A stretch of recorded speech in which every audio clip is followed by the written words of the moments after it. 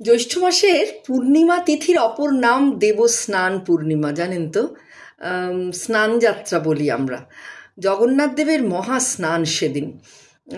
সেই স্নানের পর মন্দির বেশ কিছুদিন বন্ধ থাকে, তাই না? সবই জানি আমরা। এই যে জগন্নাথ, বলরাম, সুভদ্রা বা লক্ষ্মী বা মা বিমলা, সুদর্শন, এই চরিত্রগুলোকে কেন জানি না, মানে আমার যেন কেমন ভীষণ সজীব, ভীষণ জীবন্ত, ভীষণ আশপাশের, মানে আমাদের নিজেদের মতো করে মনে হয়, বড় প্রাণবন্ত লাগে। তাই প্রত্যেকবার এই স্নান যাত্রা এলে মানে নানা রকম ভাবি, নানা রকম গল্পগুলো শুনি, আর শুনে মনে হয় এরা তো আমাদেরই লোক, এদের তো এরকম হওয়াটাই স্বাভাবিক। তা সেই নিয়ে রম্যরচনা লিখেছিলাম। আমার একটা বই আছে, রম্যরচনা, দুটি বই আছে। একটি বই রম্যরূপেণ সংস্থিতা, লিখেছিলাম এইগুলো সব। মা বিমলা তো প্রধান মন্দিরের, জগন্নাথ মন্দিরের পুরীতে গর্ভগৃহে থাকেন না, দেখেছেন নিশ্চয়ই। তার তো আলাদা জায়গা একটা, সেটি তো আমাদের 51 পীঠের অন্যতম সতীপীঠও, তাই না? বিমলা পুরুষোত্তমে আদ্যাস্তোত্রে আছে।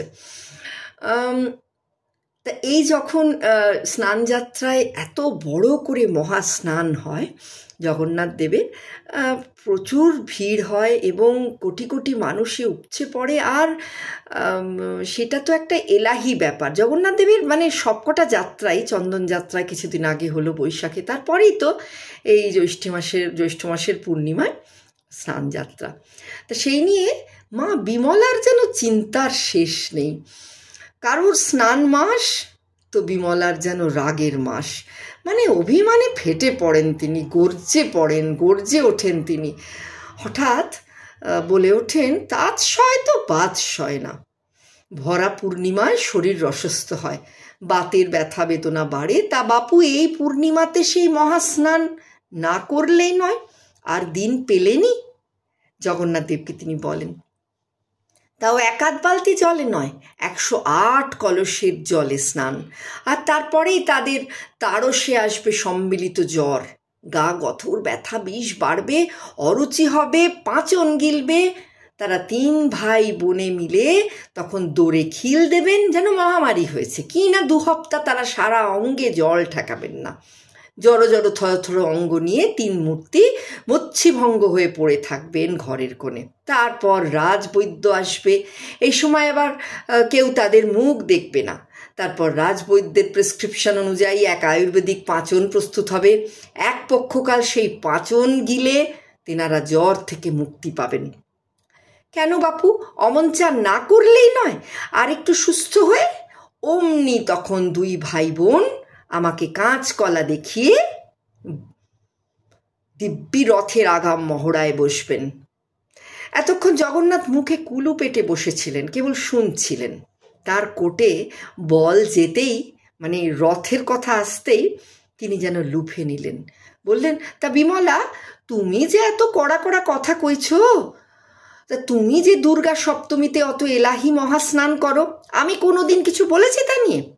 দুনিয়ার জন্মালে নদী, সাগর, পুকুর, ঝর্ণা, শিশিরের জল চাই তোমার।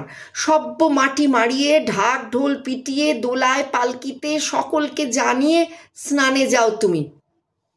আজকের মেয়েরা না হয় পার্লারে যায় কেতকী কদম্ব কুর্চি প্রলম্বিত জলে স্পা করতে, সনা বাত নেয়, তাই বলে তুমিও? আমার স্নান যাত্রা না হয় জ্যৈষ্ঠ মাসে বর্ষা শুরুর প্রাক্কালে, চাষবাদ হবে ঠিক মতো। সূর্যের দক্ষিণায়ন যাত্রার সঙ্গে বর্ষা আগমনের সম্পর্ক তো জানো, সে তো স্বতঃসিদ্ধ, মানে নিবিড় যোগ রয়েছে। তাই বলে তোমারও সেই শরৎকালে ঋতু পরিবর্তনের সময় অমন স্নানের ঘটা কেন? বিমলা ঝাঁঝের সঙ্গে বলে ওঠেন, তোমার স্নান চাষাবাদের কারণে, আর আমারটা কি ফালতু চান? আমার নবপত্রিকা স্নানও তো কৃষিপ্রধান দেশ, সুজলা সুফলা হবার আশায়। বহুজন হিতায় সুখায় চ। আসলে আমাদের বৈষ্ণব ধর্মে তথা জগন্নাথ দেবের জীবনচক্রে নানা রকম যাত্রা আছে। দোলযাত্রা, রথযাত্রা, ঝুলন যাত্রা, রাসযাত্রা, আর এই বৈশাখ মাসে হলো শরীর ঠান্ডা করার জন্য চন্দন যাত্রা। এ যেন আত্মার সাথে পরমাত্মার মহামিলনের এক ঢালাও আয়োজন। বৈশাখে চন্দনযাত্রায় তার দেহ ঠান্ডা করে জ্যৈষ্ঠের দাবদাহে এলাহি স্নানযাত্রা। এই দেবতাদের স্নানের ব্যাপারটা দেখেছেন? মা দুর্গা নবপত্রিকা স্নান থেকে শ্রাবণে শিবের স্নান, সবটাই যেন বেশ আড়ম্বরপূর্ণ।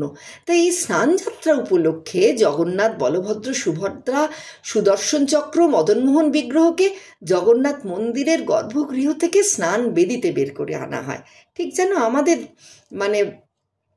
মানুষের মতো। এই দিনটিকে জগন্নাথের জন্মতিথি মনে করা হয়। স্কন্দপুরাণে পুরুষোত্তম ক্ষেত্র মাহাত্ম্যে তেমনই বলা হয়েছে। তাই তো এই তিথির অপর নাম হচ্ছে দেবস্নান পূর্ণিমা। স্নানযাত্রার দিন মন্দিরের উত্তর দিকের কূপ থেকে জল এনে শুদ্ধিকরণ করে তারপর 108 কলসে সেই জল নিয়ে বিগ্রহগুলিকে স্নান করানো হয়। সেই দিন সন্ধেবেলা স্নান পর্বের সমাপ্তির পর জগন্নাথ, বলভদ্রকে গণেশের রূপে সাজানো হয় হস্তি মুখ বিশিষ্ট মস্তকাবরণী বা মাস্ক পরিয়ে, ঠিক যেন আমাদের কোভিডকালে সেই মাস্ক পরার মতো, তাই না? জগন্নাথের এই রূপটিকে বলা হয় গজবেশ। প্রথাগত বিশ্বাস অনুসারে স্নানযাত্রার পর জগন্নাথ অসুস্থ হয়ে পড়েন। জগন্নাথের এই অসুস্থতার পর্যায়টির নাম অনসর, আমরা জানি। এই সময় ভক্তেরা দেবতার দর্শন পান না। তাদের দর্শনের জন্য বিগ্রহের পরিবর্তে মূল মন্দিরে 3টি পটচিত্র রাখা হয়। রাজবৈদ্যের আয়ুর্বেদিক পাঁচন খেয়ে এক পক্ষকালের মধ্যে তারা আবার সুস্থ হয়ে ওঠেন, ঠিক মানুষের মতো। তারপর ভক্তেরা আবার তাকে দর্শন করতে মন্দির খোলা পান। তা সেই স্নানযাত্রার দিনে সেই স্নানের পর মন্দির বন্ধ হয়ে যাবে। 10 তারিখে বোধহয় পূর্ণিমা, আগামীকাল বোধহয় পূর্ণিমা পড়ে যাবে। 10, 11 দুদিনই বোধহয় পূর্ণিমা থাকছে।